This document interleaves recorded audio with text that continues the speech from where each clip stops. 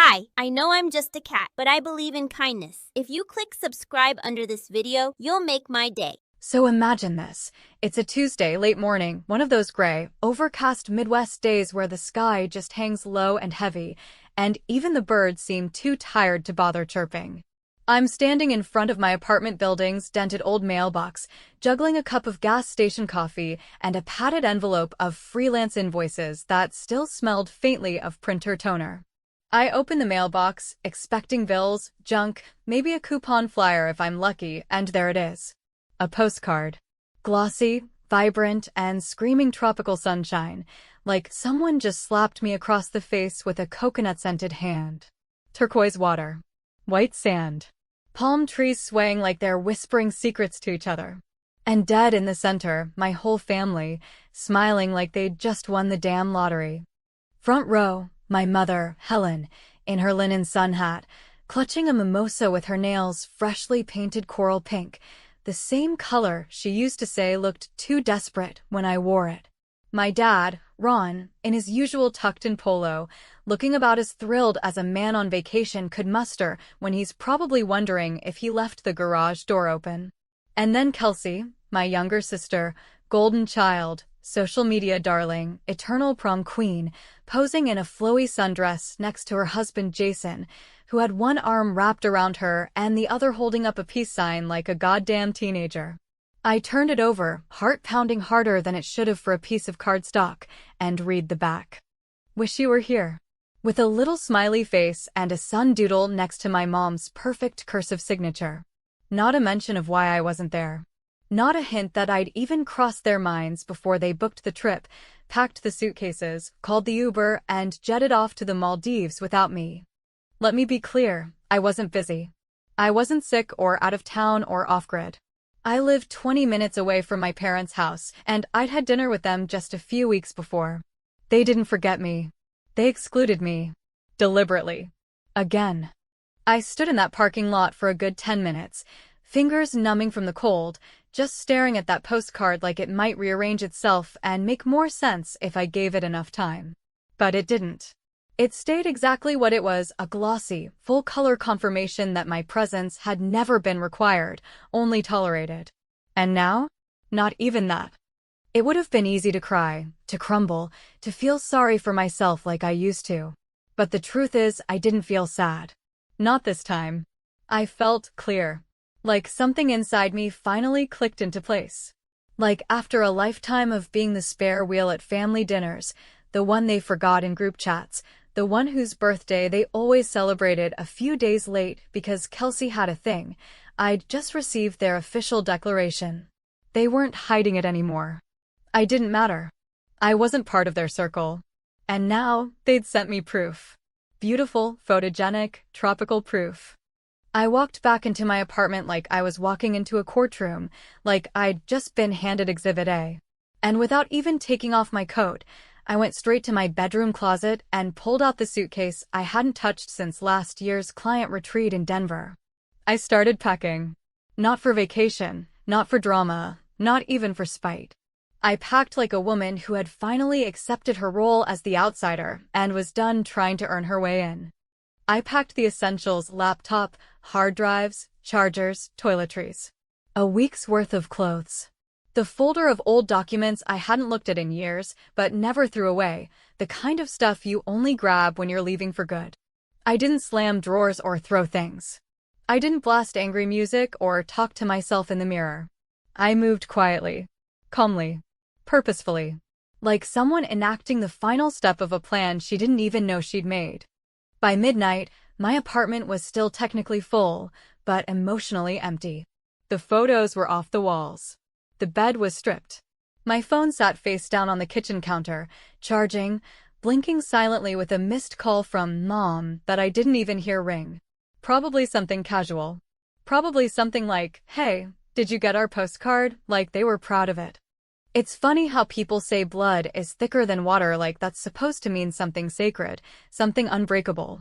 But you drown in both, don't you? I opened my email and typed something short, just 2 sentences. Scheduled it to send 3 days later. The subject line, about that postcard. The body, you forgot me. Again. But don't worry, I remembered everything. I didn't sign it. I didn't need to. I shut off my phone, deactivated my voicemail, booked a rental car under a new email. And just like that, I disappeared, not with a bang, not with a meltdown, but with surgical precision. They went to paradise without me.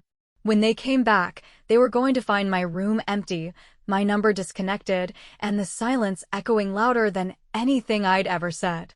And that would be the first thing they'd actually hear from me in years.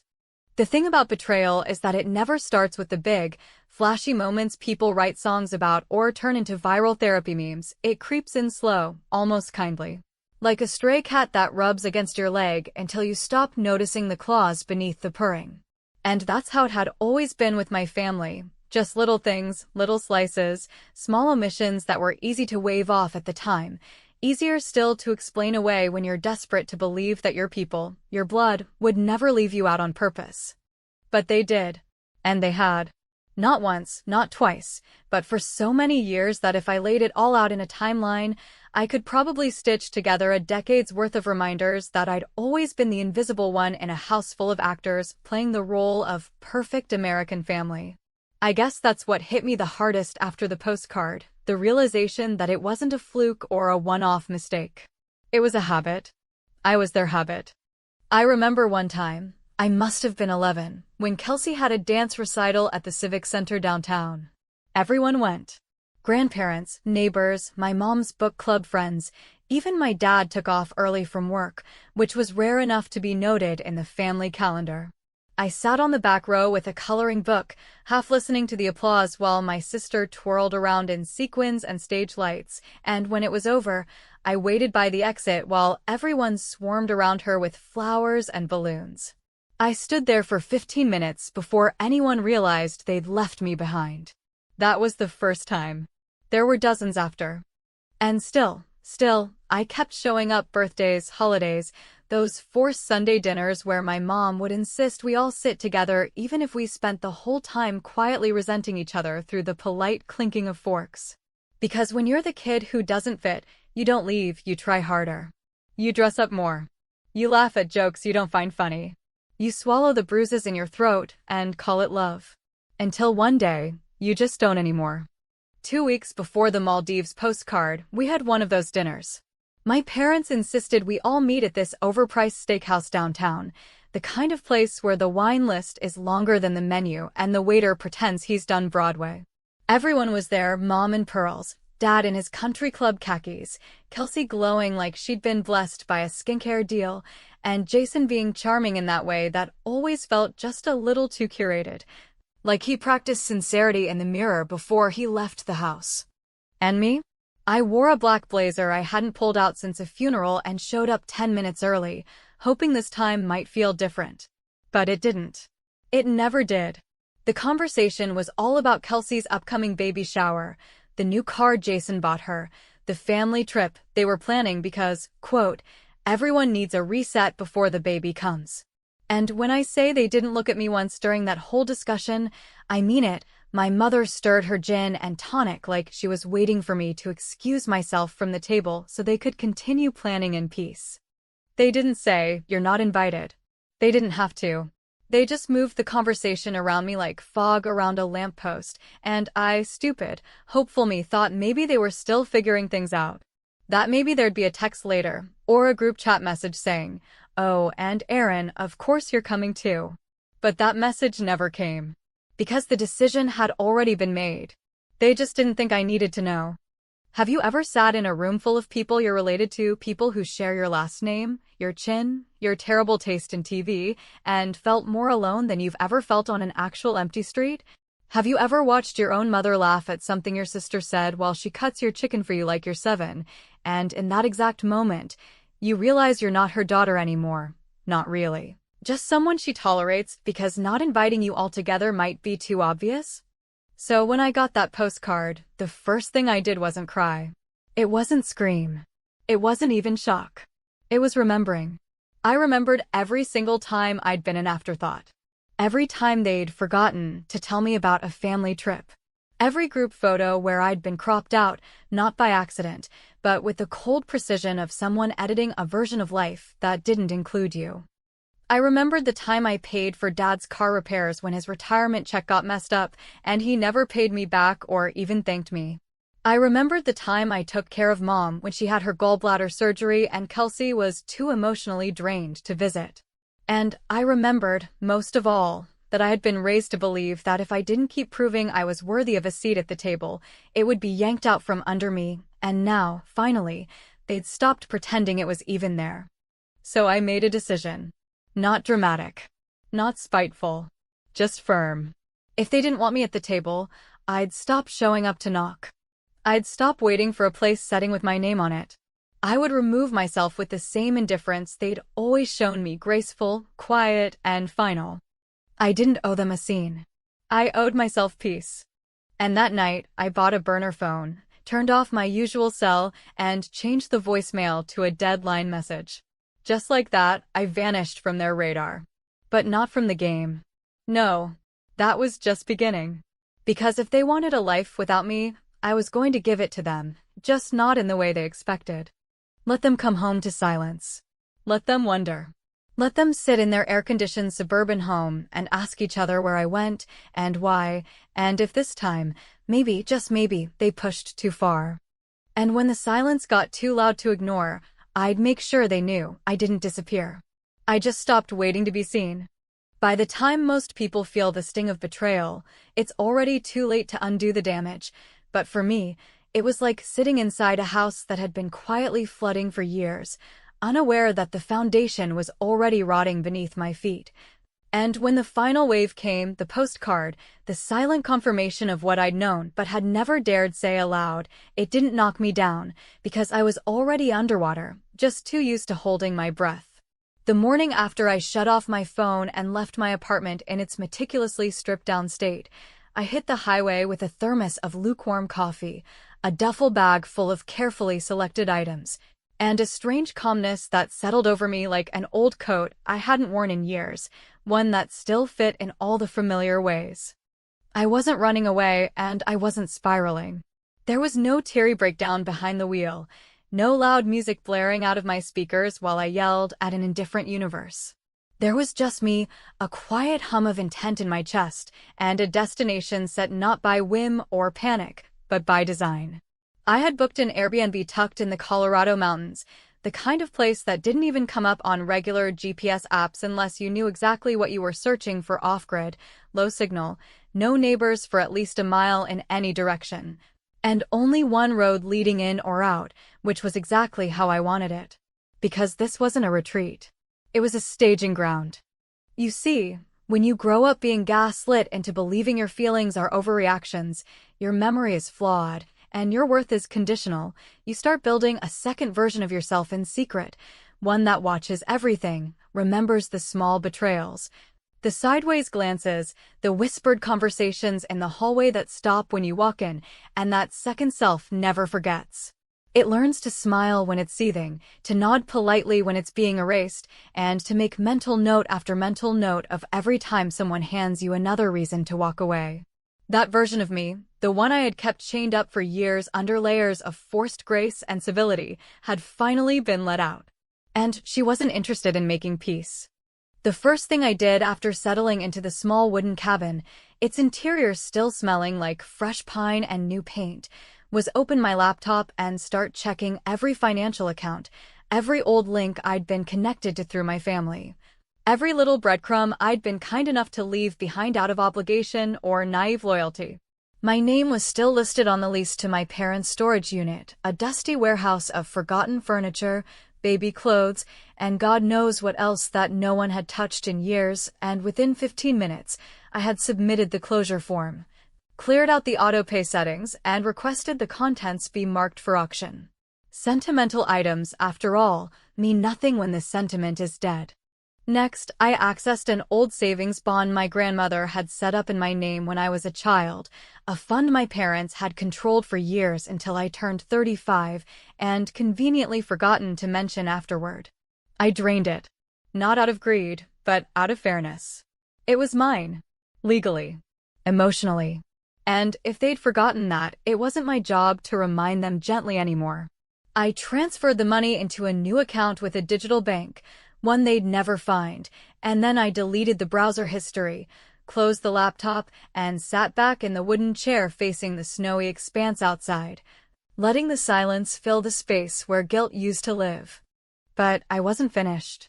No, because revenge, if it's going to be worth anything at all, needs to be more than reactive. It needs to be intelligent, layered, and designed not just to punish, but to expose. That's when I began writing the email. It wasn't long brevity, after all, often cuts deeper, but it was deliberate.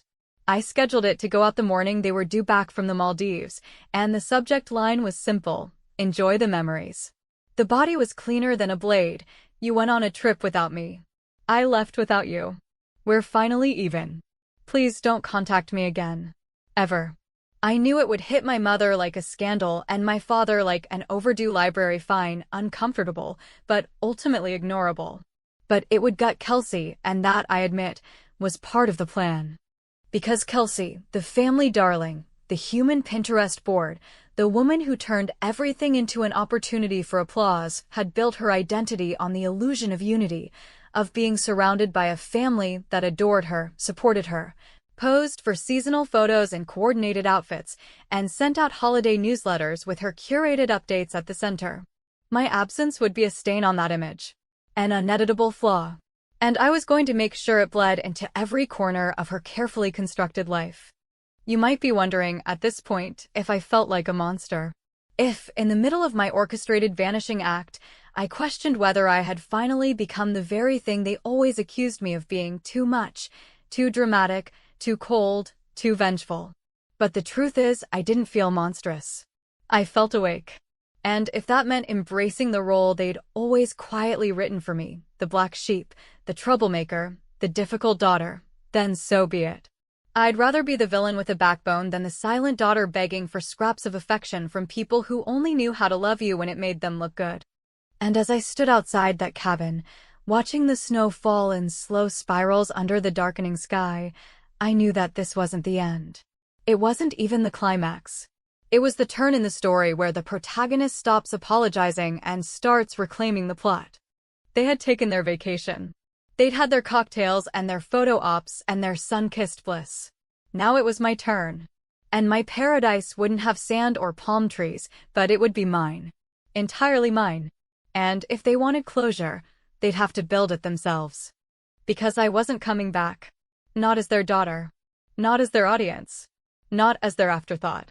The irony of it all, so thick it nearly made me laugh when I opened my email from an old mutual friend and saw the words, Kelsey's baby shower invite, was that even after I had made it painstakingly clear that I no longer existed within the curated ecosystem of our family, they still somehow managed to circulate my name through social circles like a ghost they couldn't quite exorcise, as if the gravitational pull of shared blood was enough to keep dragging me back into a narrative I'd actively walked away from.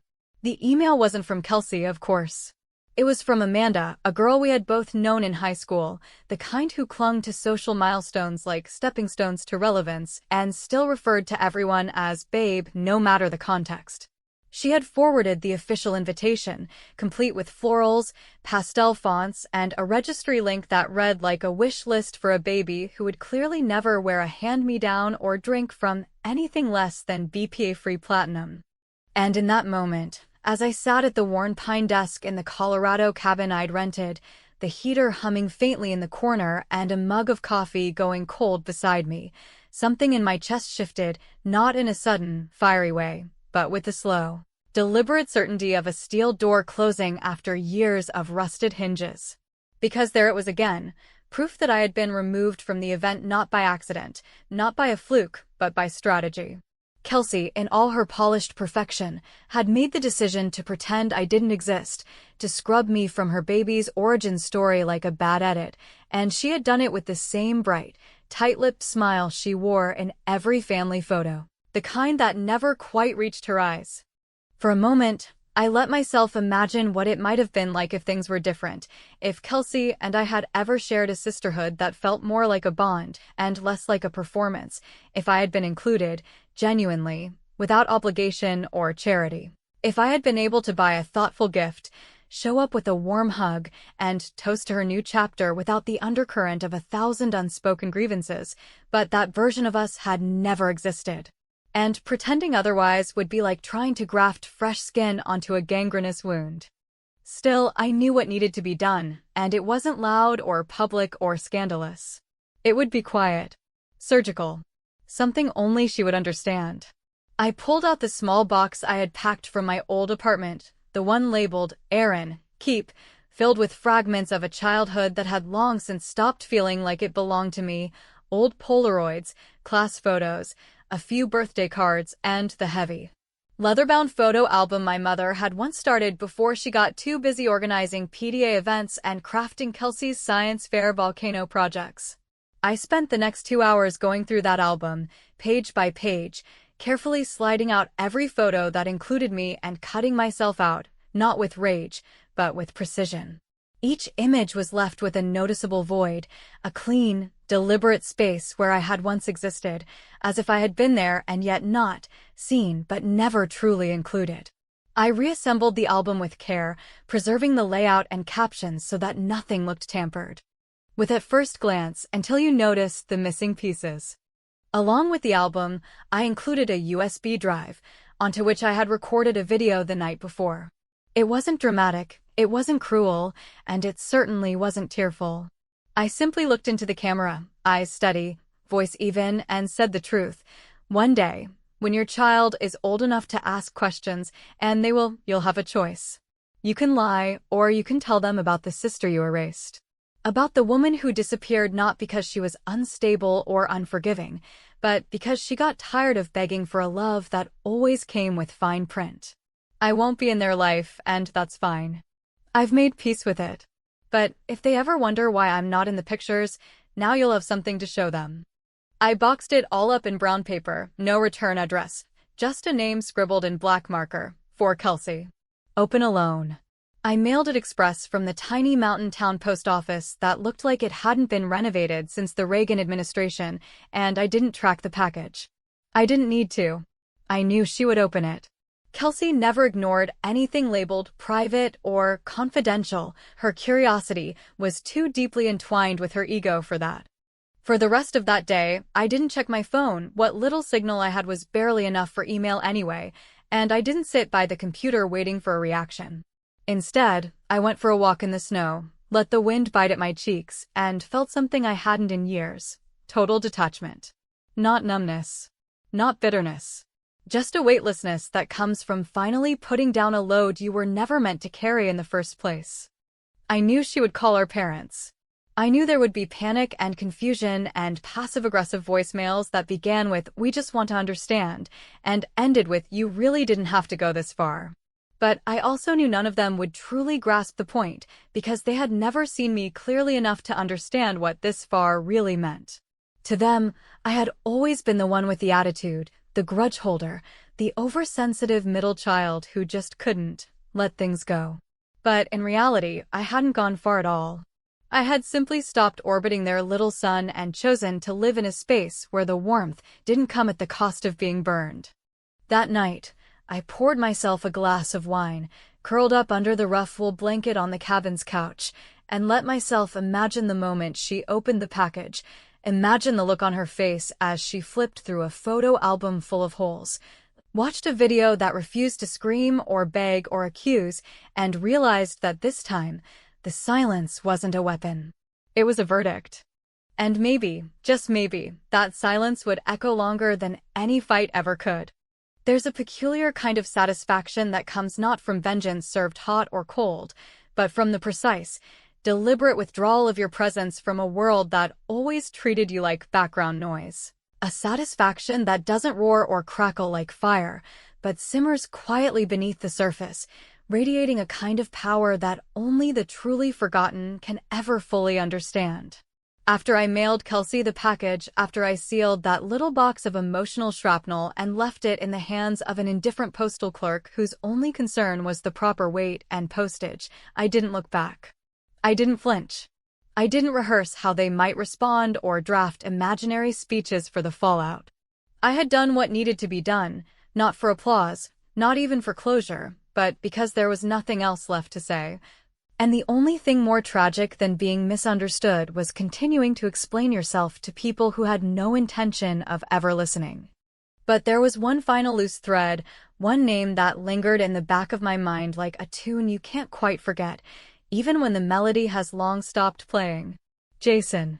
My sister's golden boy husband, the man who wore charm like a tailored suit, always so polished, so deliberate, and just slick enough to make you question whether his smile meant what it said or what it didn't. Over the years, Jason had always been a little too attentive, compliments that teetered just a bit too close to personal, lingering glances that outstayed their welcome, and casual texts that arrived late at night under the guise of checking in, or sharing a meme that just reminded him of me.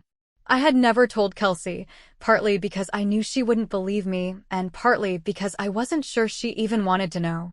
Some women prefer the illusion over the truth, especially when their entire identity has been built around the former.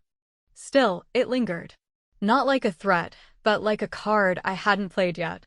Not out of malice, but because I didn't need it. Until now. I waited until the sky turned the color of bruised lavender, the time of day when light doesn't know whether it wants to stay or go, and I dialed his number from the cabin's landline, a relic mounted on the wall like something from another era. The line clicked once, twice, then connected. Jason answered on the third ring, his voice a strange blend of caution and familiarity, like a man expecting a telemarketer and getting a ghost instead. Hello. I didn't say his name. I didn't need to. Don't worry, I said, my tone calm, almost pleasant. I didn't keep the screenshots. There was silence on the other end, a silence that said everything before his mouth even opened. And when he finally did speak, his voice had lost that usual polish. It was raw now, unsteady. Aaron, what is this? What do you want? I want nothing, I replied, because it was true. This isn't blackmail. This isn't a threat. It's just a reminder that I remember everything, and that you, more than anyone, should be careful what you pretend not to see. I didn't wait for a response. I didn't need the usual dance of denial or the weak counteraccusations that men like Jason always lean on when the truth comes knocking. I hung up without fanfare, placed the receiver gently back in its cradle, and stared out the window at the blanket of snow thickening over the trees, burying everything under a layer of clean, silent white. Back home, or what used to be home, they were probably just landing. Maybe standing in the driveway in their airport clothes, pulling suitcases from the trunk, sunburned and smug, and blissfully unaware that while they had been sipping cocktails under swaying palms, the ground beneath them had shifted. I imagined the moment they'd open the front door to find my room hollowed out, the walls bare, the closet empty except for a single hanger swinging on the rail like a punchline. No note. No goodbye. Just absence. I'd been their absence for years present, but never fully included, always orbiting, always waiting for someone to notice I was slowly fading out of the frame. Now, finally, the silence would be visible. I had disconnected my phone weeks ago, not just powered it off, but fully deactivated the number, leaving no forwarding contact, no social media trail, no address. I'd become digital ash, untraceable, intangible, impossible to reach. The voicemails they left would bounce. The texts would fail to deliver. And with every unanswered message, I knew they'd be forced to sit with the discomfort they'd spent years deflecting onto me.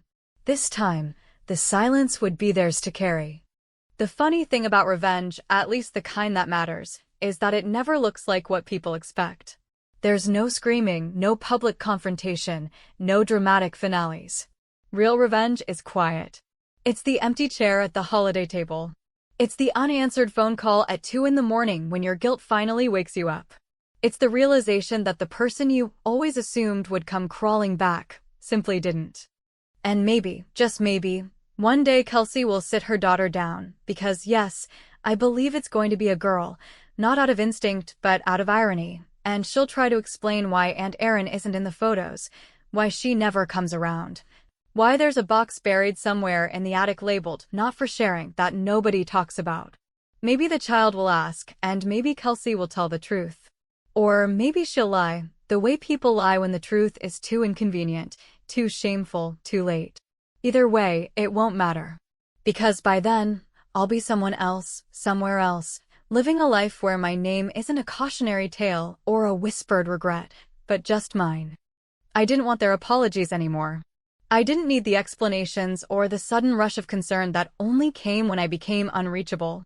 What I needed was distance, space wide enough to hear myself think, to build a life untouched by their approval, and to reclaim the version of me that never needed to beg for love in the first place. So maybe they call me selfish. Maybe they say I overreacted, or that I've lost my mind, or that this is just another one of Aaron's phases. Let them talk. Let them guess. Let them sit around their perfectly set table and try to fill the void with secondhand stories and polished excuses. Because the truth is, I didn't leave to hurt them. I left to finally stop hurting myself.